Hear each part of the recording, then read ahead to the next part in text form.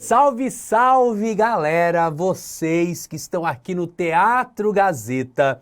Daqui a 2 dias, depois de amanhã, chegou o dia da sua aprovação no exame de ordem. Eu, professor Everton Zadkian e patrono aqui do preparatório para a OAB da EBRAD, tenho convicção que cada um de vocês, com certeza, vai estar lá com o seu nome na lista de aprovados aí na primeira fase e também na segunda fase aí do 30º exame de ordem. Por uma questão aí até de agenda, estou neste momento lá na Conferência Regional da Advocacia da OAB São Paulo, lá na cidade de Itapeva. E por esse motivo não posso estar fisicamente aqui com vocês, mas com certeza, passando aqui toda a minha energia para que vocês com certeza alcancem o objetivo de cada um de vocês. Na minha ausência, neste momento, eu quero convidar e apresentar o professor que vai trabalhar com vocês e vai relembrar todo o conteúdo que nós abordamos durante todas as nossas aulas aqui no Preparatório OAB da EBRAD. Com vocês, o meu amigo e muito, mas muito capaz professor de ética, professor Edilton. Novamente, eu desejo a cada um de vocês sucesso. O sucesso de cada um de vocês é o nosso sucesso. Uma boa prova e até a aprovação. Tchau, tchau!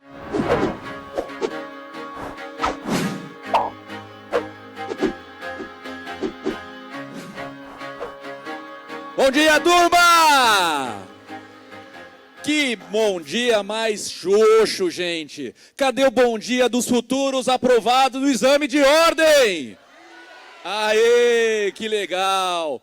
Muito prazer, sou o professor Edilton Cardoso, tenho a missão, a honra aqui de representar, como vocês já viram no vídeo aqui, meu amigo, professor Everton Zadkian, com muitos compromissos, então cá estou, aqui com a missão de passar aqui algumas dicas para vocês de ética profissional, tá bom, pessoal? Então vamos lá, separei algumas coisas super importantes, algumas situações atualíssimas que vocês precisam estar preparados para o exame, tá bom? Falando agora de coisa séria, vocês sabem que o examinador é aquele cara que tem um coração mau, né?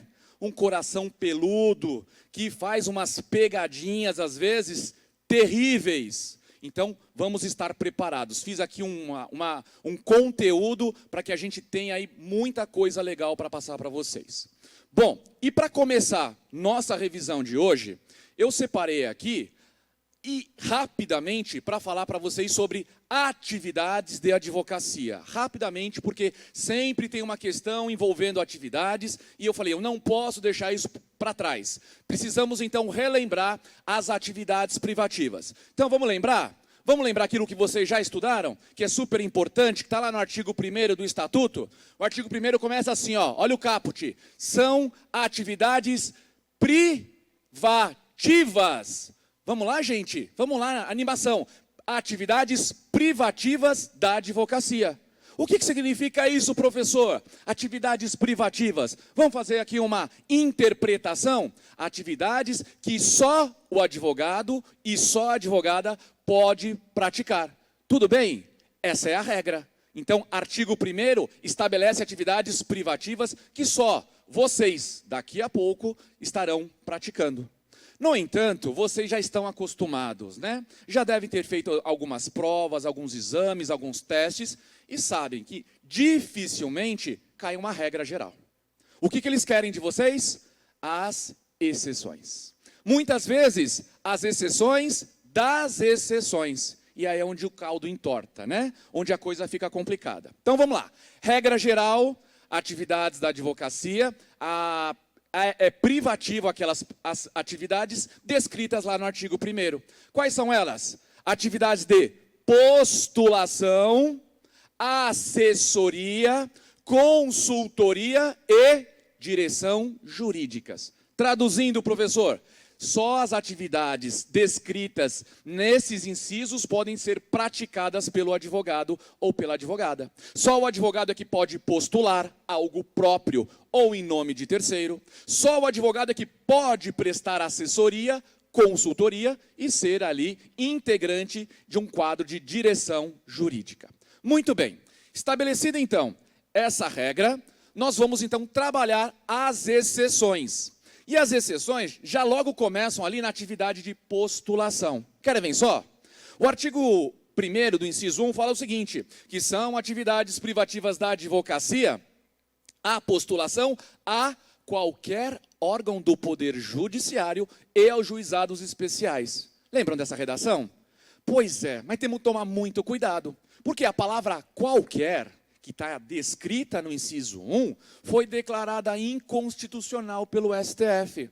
Ao exercer ali o controle de constitucionalidade na norma, o STF se deparou e falou, pera lá, a postulação, ela não é privativa só para o advogado. Não pode constar esse texto. Portanto, o STF declarou inconstitucional a palavra qualquer.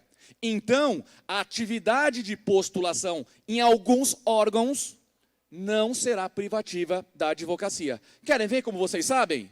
O primeiro exemplo mais clássico de todos eles é no juizado especial. Nas causas até 20 salários mínimos, a figura do advogado ela é dispensada. Estão percebendo? Porque a palavra qualquer foi declarada inconstitucional. Então, essa é a primeira situação. Lá nos juizados especiais, nas causas até 20 salários mínimos, tchau advogado, não preciso de você. Outro exemplo clássico, aquele remédio constitucional que protege o nosso direito de ir e vir. Qual que é, turma? Muito bem, o pessoal está preparadíssimo. Habeas corpus, não é assim? O habeas corpus, remédio constitucional, que não tem qualquer formalidade. Inclusive, a gente aprende lá na graduação, que ele pode ser, inclusive, ser feito no papel de pão. Não é assim? Então, é mais um dos remédios, é mais um dos motivos pelo qual a atividade de postulação não é privativa para o habeas corpus. Tudo bem? Terceiro e última exceção, que a gente deve tomar muito cuidado. Geralmente essa exceção derruba aqueles que estão despreparados, que não é o caso de vocês.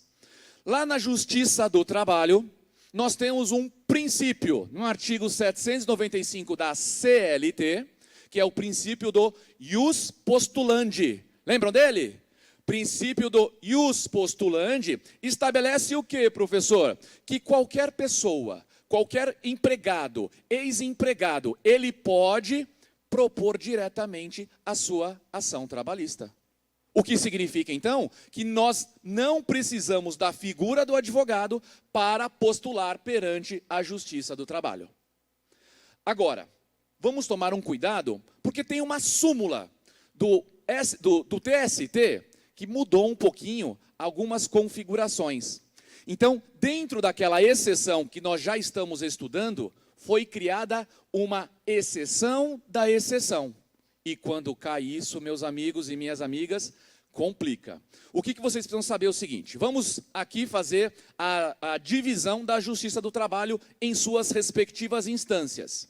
A primeira instância da Justiça do Trabalho recebe a nomenclatura de Vara do Trabalho. A segunda instância, portanto, Tribunal Regional do Trabalho.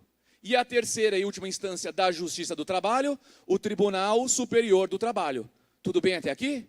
Professor, mas estou entendendo, é aula de ética ou de trabalho? É aula de ética. Mas nós precisamos passar isso para que vocês possam fazer essa leitura e essa diferenciação. Muito bem. Então, lembrado aqui as instâncias da Justiça do Trabalho, vamos então voltar às nossas exceções. Lá na primeira instância, lá na Vara do Trabalho, vocês já sabem, portanto, que a figura do advogado ela é dispensada. Eu não preciso do advogado para, então, dar entrada na ação trabalhista. E na segunda instância da Justiça do Trabalho, lá no Tribunal Regional do Trabalho, eu preciso ou não preciso do advogado, professor? Não preciso do advogado. Está vendo? Cuidado. Então, na primeira e segunda instância, a figura do advogado ela é dispensada. Não preciso do advogado. No entanto, contudo, entretanto, propositalmente eu repito isso para que vocês memorizem. Na última instância da Justiça do Trabalho, na terceira instância, Tribunal Superior do Trabalho, lá vem a exceção da exceção. Lá precisa obrigatoriamente do advogado e da advogada. Tudo bem? Então, olha como vai ficar o percurso de uma demanda trabalhista. Na primeira instância não tem advogado, teve sentença, vai para a segunda instância, Tribunal Regional do Trabalho, até ali não precisei. No entanto, para que eu possa fazer levar a minha demanda no Tribunal Superior do Trabalho, ali eu preciso de um advogado. Então, lá na terceira e última instância, eu preciso gastar, eu preciso colocar a mão no bolso e pagar honorários advocatícios para o advogado. Tudo isso, como eu já disse, está lá na súmula 425 do TST, fazendo exatamente essa posição que nós estamos trazendo aqui, inclusive dizendo que nas ações rescisórias, nos mandados de segurança, a presença do advogado, ela é necessária e obrigatória. Tudo bem, pessoal? Então, cuidado. A gente começa com a regra e já vem com a exceção e com a exceção da exceção. Muito bem. Nós temos lá no parágrafo 2º, ainda do artigo 1º, só para a gente finalizar essa parte de atividades, que fala de um ato que é exclusivo dos advogados. Está lá que a figura do advogado é necessária, é imprescindível para visar atos constitutivos de pessoas jurídicas. Confundiu tudo, professor, o que é isso? Vamos fazer uma interpretação da norma? Visar contratos. Primeiro, o que é visar? Revisar, analisar, tá certo? Então, quando ele coloca visar, é nesse sentido. Visar atos constitutivos de pessoas jurídicas. O que são atos constitutivos de pessoas jurídicas, turma? Quem arrisca? Vamos lá, vamos acordar. Já são aqui 15 para as 11 e tem muita coisa boa ainda durante o dia. Atos constitutivos, muito bem, são os contratos sociais que inauguram, que iniciam uma pessoa jurídica. Então, para que aquele contrato seja admitido a registro aonde? Onde se registra um contrato social de pessoa jurídica? Junta comercial, nos cartórios de registro de pessoas jurídicas. Então, para que seja aceito o contrato, o ato constitutivo, necessita obrigatoriamente do advogado. Tudo bem, turma? Agora vem a exceção. Cuidado. Em se tratando das microempresas e das empresas de pequeno porte, as MEs ou as EPPs, não é necessária a figura do advogado. Novamente, eu caio, então, numa situação excepcional, pela qual a figura do advogado não é necessária. Ai, professor, mas como é que eu vou diferenciar isso no meu exame? Calma, tranquilidade. Olha só o macete que a gente passa. Lembram daquela regrinha matemática que, às vezes, menos é mais? A gente não pode se preocupar muito. Ai, meu Deus, será que ele vai dizer se é limitada, se é Ireles, se é SA? Gente, vamos lá, calma, tranquilidade. Nós temos que só memorizar que nas EPPs e nas MEs não é necessária a figura do advogado. Só isso. Em todas as demais, limitadas, SAs, é obrigatória a presença do advogado quando a pessoa jurídica tem a necessidade do seu ato constitutivo. Tudo bem, turma? Beleza? Ótimo. Saímos então das atividades da advocacia e eu quero falar rapidamente aqui para vocês dos famosos direitos dos advogados. Matéria que historicamente tem o maior índice de exigência no exame. É a maior matéria que cai dentro de ética profissional, historicamente, direito dos advogados. Sabem por quê? Porque o examinador, a OAB, quer saber se vocês conhecem os direitos de vocês. Sabe o que a gente se depara muitas vezes na militância da advocacia? Advogados despreparados, que não conhecem a ética. Advogados que não conhecem preceito nenhum ético. E aí eu vejo advogados chegando na audiência encurvados, com medo, não fala nem bom dia nem boa tarde, ele está ali, ele se encaixou. Ele não quer que ninguém perceba ele. Espera lá, gente, cuidado. Cuidado com isso, porque se o advogado está agindo assim, ele não vai representar bem o seu cliente. O advogado é a voz do seu cliente. Ele precisa, portanto, conhecer os seus direitos. Super legal. Professor, terminei graduação, agora eu vou fazer pós-graduação em trabalho, em penal, em processo civil. Sensacional. Eu apoio. Mas, por favor, não vamos esquecer da ética, porque ética, nós temos conceitos basilares que vão dar fundamento para qualquer área que vocês forem militar. Querem ver só um exemplo? O advogado que chega para despachar a petição, é assim que é conhecido no mundo jurídico, né? A linguagem forense. O que direito que é esse?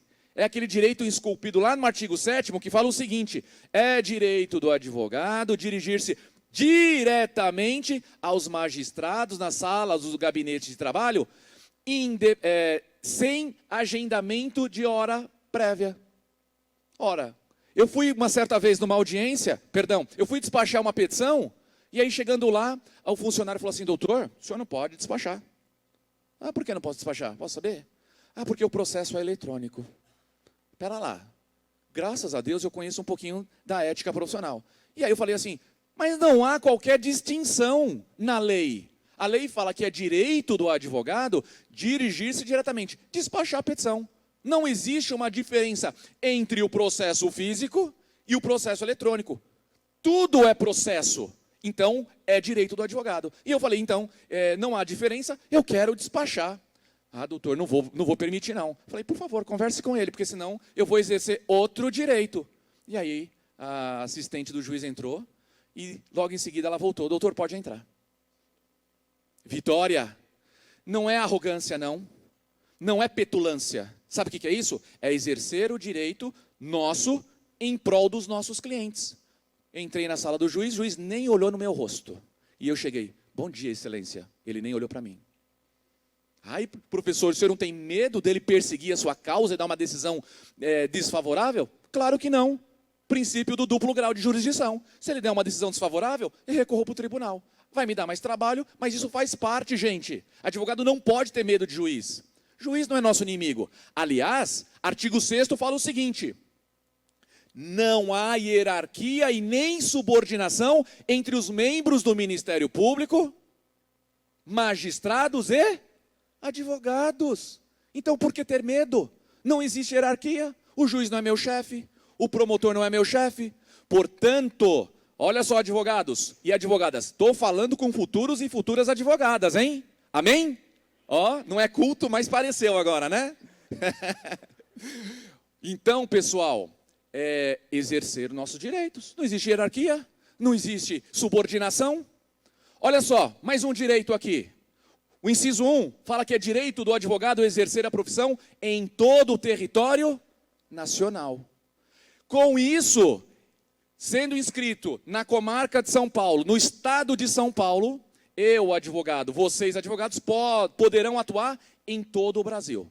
Tranquilo? Mas vamos tomar cuidado? Vamos tomar cuidado com a seguinte regra. A minha inscrição principal, no meu conselho seccional da OAB, ela me dá o direito de atuar dentro do meu estado e fora do meu estado. Dentro do meu estado, posso atuar em número ilimitado de causas.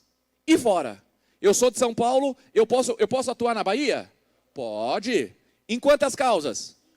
Muito bem, até 5 causas por ano. Primeira premissa básica. Ah, mas e se eu tiver 6, professor? Se eu tiver 7? Calma, o mundo não está acabado não. Vai prestar exame de ordem de novo? Não, né? Já passei uma vez, por isso que eu sempre brinco com os meus alunos. Ó, aproveita esse momento, esse dia super especial aqui, proporcionado pelo EBRAD, para vocês se conhecerem. No final do dia, dá um abraço no amigo, na amiga. Sabe por quê? Momento ímpar da vida de vocês. Depois que vocês forem aprovados, nunca mais vão precisar fazer exame de ordem. Mas é claro, né, professor? Não, mas ó, vamos imaginar aqui a situação, ainda que sejam excluídos os quadros da ordem. Cadê a madeira aqui? Tem a madeira aqui para bater? 3 vezes, isso não vai acontecer. Mas se acontecer, vão voltar a advogar sim. Cumprindo o prazo de reabilitação disciplinar, poderão voltar a advogar. Olha só que legal. Outra hipótese muito comum. advogados que estão aqui vão cumprir o pedágio obrigatório para seguir as carreiras públicas. Tem que ficar lá 2, 3 anos no exercício da advocacia, depois aí pedem o cancelamento da inscrição. 30 anos depois, 40 anos depois, me aposentei, posso voltar a ser advogado? Ó o dedinho? Sim. Preciso prestar exame de ordem? Não. Olha que legal. Então, gente, eu posso exercer a profissão em todo o território nacional. Bom, superei o número de 5 causas por ano. O que eu faço? Inscrição suplementar. Olha que legal. Vou lá no conselho seccional, que eu estou tendo um número de causas que está superando 5 causas por ano, peço essa inscrição suplementar. Eu sempre brinco com os meus alunos. A OAB, assim ó para vocês, ó, de braço aberto, fazendo assim ó, venham. Quero todos. Ai, professor, mas tem exame. Mas o exame faz parte para qualificar a profissão, para dar dignidade à profissão. Então, ó, a OAB, braços abertos para vocês. Venham, venham. Quanto mais, melhor. Sabe por quê? Porque a renda utilizada, que vocês pagam pela anuidade, é utilizada para vários fins da OAB, inclusive trazer benefícios. Mas esse não é o tema aqui. O que eu quero dizer para vocês que a inscrição suplementar, basta ir no Conselho Seccional e fazer prova. Olha o OAB aqui do Rio Grande do Sul. Eu já sou advogado lá em São Paulo, está aqui a minha inscrição principal, eu quero uma suplementar. O que a OAB do Rio Grande do Sul vai fazer? Vai te dar um número de inscrição daquele estado, uma carteira de advogado e um boletão, anuidade. Olha só que legal. Ai, professor, eu não quero pagar. Gente, vamos pensar grande. Vamos pensar grande. O professor vai rogar praga boa para vocês. Eu vou rogar uma praga boa. Eu quero que vocês tenham, no mínimo, 2, 3 inscrições suplementares. Vamos pensar grande. Significa que a gente está advogando no Brasil todo. Vocês têm mais de 5 causas. Olha só que lindo. Vamos pensar assim. Muito bem. Então, esse é o primeiro direito, está lá no inciso 1. Inciso 2. Vocês vão entender porque eu estou trabalhando hoje aqui alguns direitos. Porque tem uma atualização recentíssima que a probabilidade de cair no exame de vocês é enorme. O inciso 2, gente, traz um direito muito discutível, que é a inviolabilidade. A sociedade, a população reclama, fala mal desse direito, mas nós, advogados, não reclamamos não. Direito à inviolabilidade. Inviolabilidade ao quê? Ao meu escritório, ao local de trabalho, às minhas ferramentas de trabalho e às minhas comunicações, escritas, telefônicas e telemáticas. Desde que tudo isso seja relativo à advocacia, gente. Não vamos cair na pegadinha maldosa do examinador?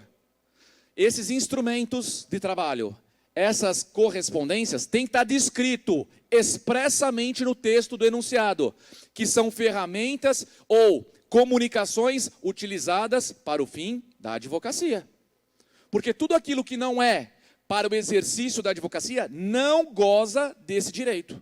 Não existe inviolabilidade. Tudo bem? Professor, mas essa regra vai proteger advogado bandido? Claro que não. Advogado que não obedecer os termos da lei, que violar, ele se utilizar de prerrogativas para cometer crimes, existe uma regra prevista lá no parágrafo 6º do mesmo artigo 7º, que vai quebrar a inviolabilidade. Tem que ter indício de autoria, materialidade de prática de crime, autoridade competente, decisão motivada, mandado de busca e apreensão a ser cumprido na presença de um representante da OAB. Olha só que legal. Então, para aquele que não observa a legalidade, o advogado e a advogada que assim não fizer, não vai ter o direito à inviolabilidade. Tudo bem?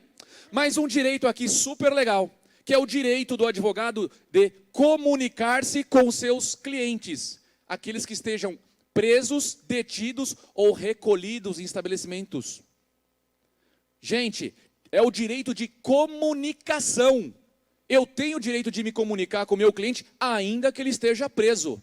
E ainda, sabe o que mais? Ainda que ele seja considerado incomunicável. Vocês sabem o que significa ser considerado incomunicável? Significa dizer que ele é dos bravos. Esse é dos bravos. A mãe dele não pode ver ele.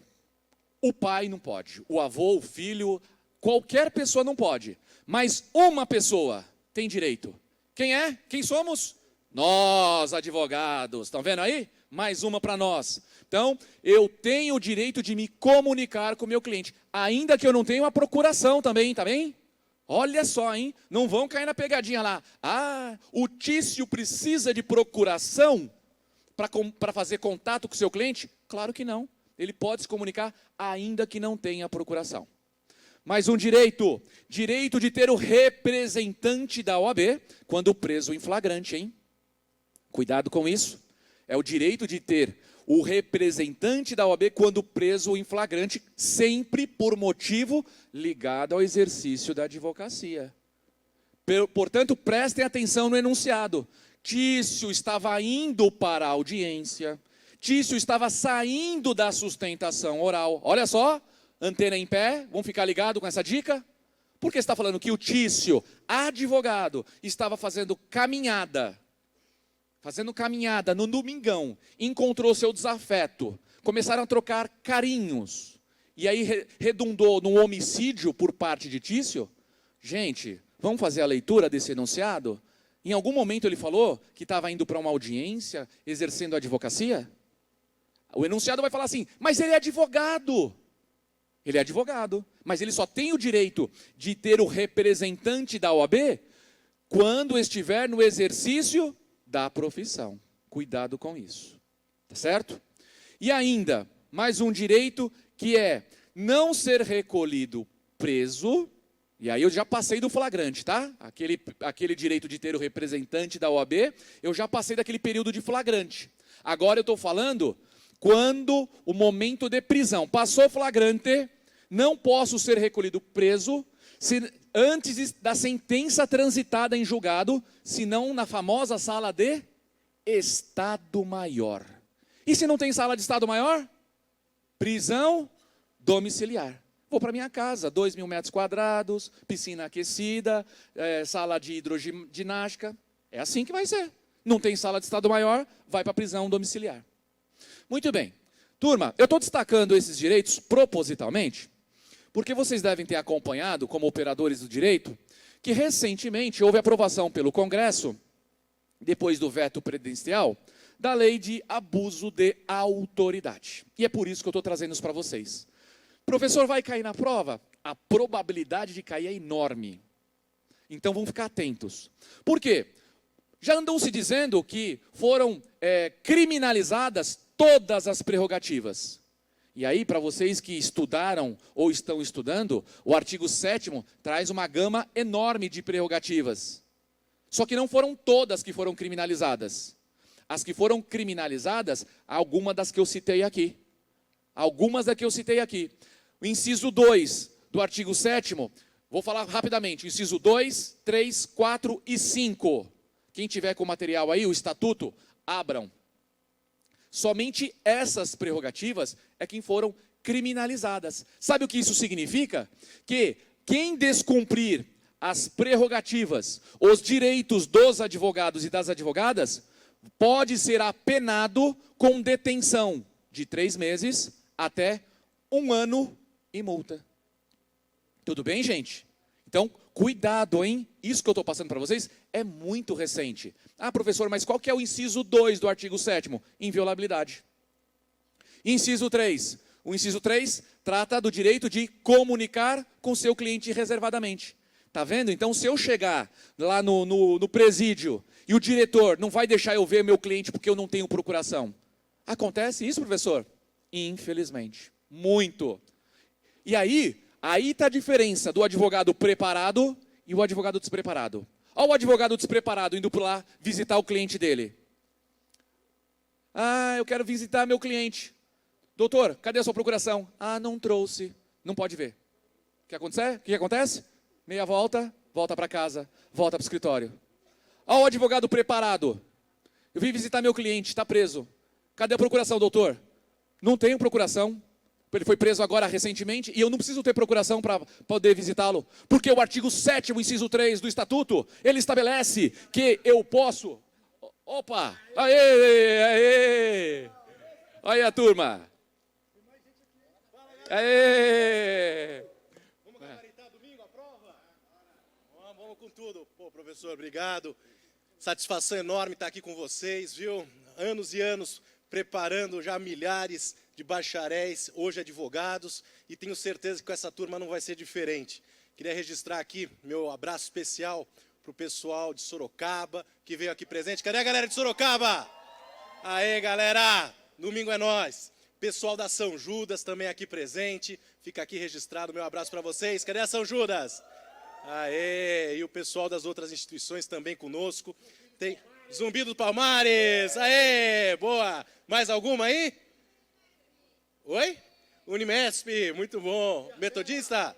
Diadema, FAD. Bom, pessoal, sem dúvida nenhuma, vocês estarem aqui, para nós, de um lado, é um motivo de muita satisfação e, por outro lado, também é um motivo de muita responsabilidade, porque nós sabemos que vocês confiaram aos nossos professores essa data tão importante na véspera do exame, para que no domingo, né, esse encontro de hoje faça a diferença na aprovação de vocês. E eu tenho absoluta convicção, absoluta certeza que vocês que se prepararam ao longo desses últimos meses, no domingo conseguirão aquilo que tanto almeja, estarão na segunda fase da OAB. Quem vai passar no domingo? Bate palma aí, galera! É isso aí, é isso aí. Obrigado, brigadão. Deixa só o professor terminar aqui. Gente, boa prova para vocês, sucesso, tranquilidade, calma, vai dar tudo certo, tá bom? Fiquem com Deus, quem vai ser aprovado, levanta a mão, aê!